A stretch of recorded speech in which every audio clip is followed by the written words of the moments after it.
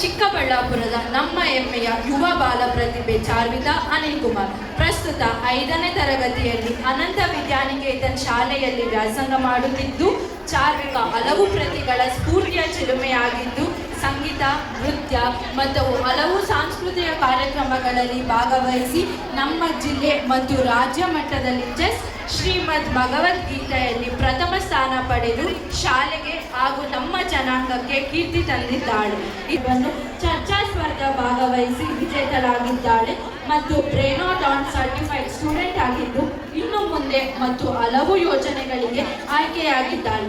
ಇಷ್ಟೆಲ್ಲ ಸಾಧನೆ ಮಾಡಿದ ಚಾರ್ವಿತಾ ನಮ್ಮ ನಗರದ ಜನಾಂಗದ ಚಿಕ್ಕಬಳ್ಳಾಪುರ ಮಹಿಳಾ ಸಂಘ ಅಧ್ಯಕ್ಷೆಯ ಮುದ್ದಿನ ಮೊಮ್ಮಗಳು ಹಾಗೂ ಡಾಕ್ಟರ್ ಅನಿಲ್ ಕುಮಾರ್ ಮತ್ತು ಪ್ರಿಯಾಂಕಳ ಏಕೈಕ ಪುತ್ರಿ ಅನ್ನೋದು ಹೆಮ್ಮೆಯ ವಿಷಯ.